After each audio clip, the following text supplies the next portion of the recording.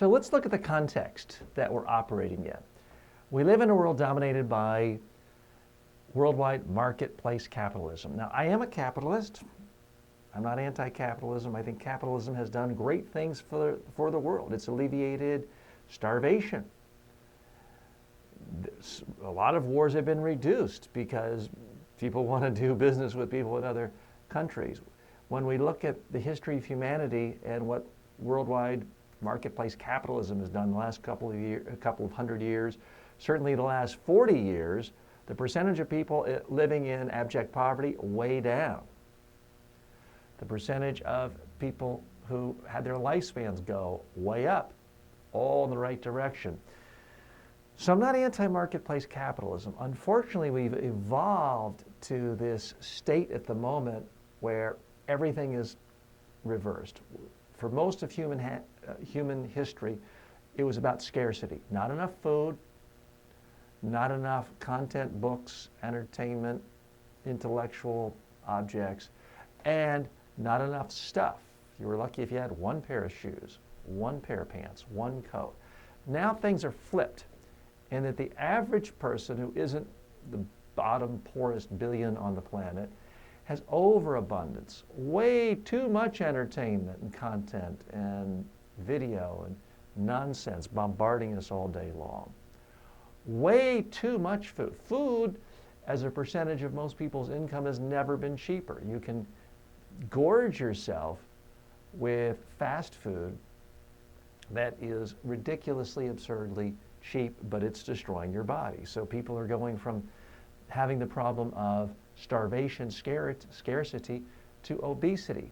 We live in a time when in some countries like the United States, the poorer you are, the more likely you are to be obese. That is a unique phenomenon in world history. Typically, to be poor meant you were starving and thin and too thin, thin in an unhealthy manner.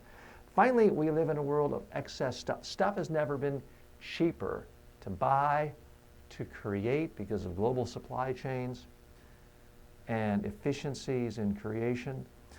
So the average person, certainly in a relatively affluent, developed, industrialized nation, is overwhelmed with stuff. Their house is overflowing with stuff. Their garage, their cars, it's just so much clothes and crap and toys and things. They're overwhelmed by it. Just taking care of their stuff is overwhelming. So that's the context we're in. So what self-speak programming is really designed to do is to help you have control in three major areas. Control over the content you're receiving so that it's good stuff, it's good content, it's good ideas. It's not just the lowest, basest trivia, irrelevant news, celebrity news, and mind-numbing games.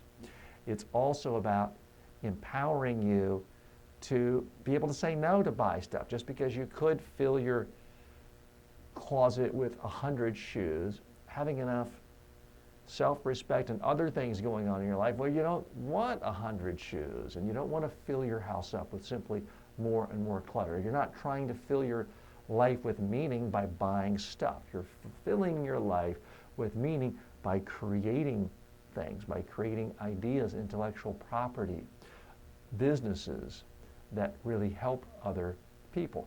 And finally, it's about empowering people to take control over the food and drink and things they put in their mouth so they don't destroy their health.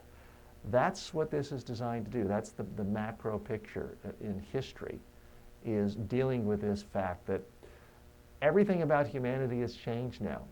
We've gone from scarcity to overabundance, and human beings need help controlling this overabundance.